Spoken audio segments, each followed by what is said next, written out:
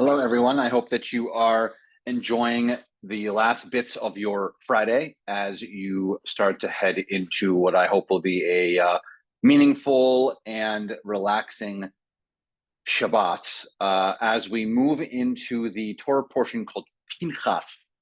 Pinchas continues in the book of Numbers that we've been talking about, and you only really know Pinchas by what happens in last week's Torah portion. That's how we're introduced to Pinchas in a very weird sort of zealous act. He uses a spear to kill two people.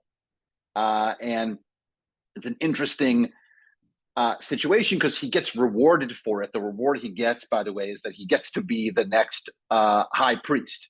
He is in the line, of course, to be the high priest. He is the grandson of Aaron, and so it makes sense. But it's a very interesting situation that based on his actions, he gets to be the high priest. But so that's one kind of transition. If you see behind me, I have this sort of image of a baton being passed. Also, since the Olympics are just around the corner, there's so much surrounding this Olympics also, and heading to Paris. And recently finding out that there was some kind of issue with the trains and all kinds of interesting build up to first of all, I love Olympics, and so there's a baton being tossed just to reflect on the Olympics coming, but also there's besides the story about Pinchas himself, the baton is being really, even though we've heard about it, officially being tossed from Moses to Joshua.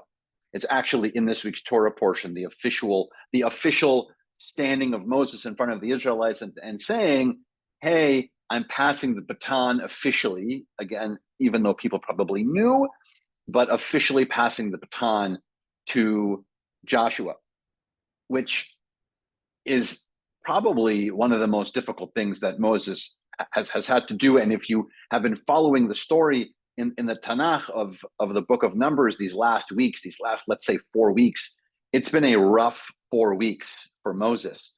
And so to then culminate here with the official passing, the text doesn't tell us how he's feeling, but I presume he's not well. I presume that there's joy in it, the ability for the Israelites to move forward, but pain also in passing this baton, because if we know in relay races coming up with the Olympics that passing of the baton is sometimes one of the most crucial moments in a race, that if that mechanical pass doesn't work, the next leg cannot be done. And this is also what's happening in our text this week.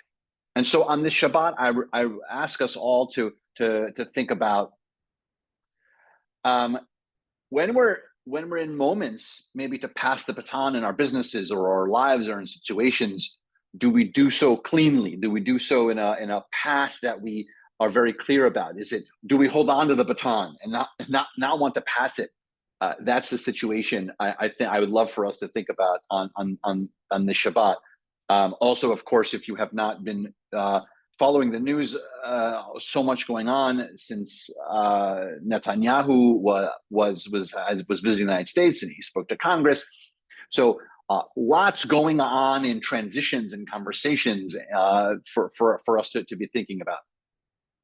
I hope you'll join us, and very soon at 6:30 for our service. And then it is Chardonnay Shabbat, so I hope that you'll stay after and hang out with us. And then, of course, tomorrow morning at 9 o'clock for our summer hours is going to be our service and Torah discussion. Look forward to seeing you soon. And as we've been saying for way too long, we seek to put as much shalom as we can into our Shabbat. See you soon.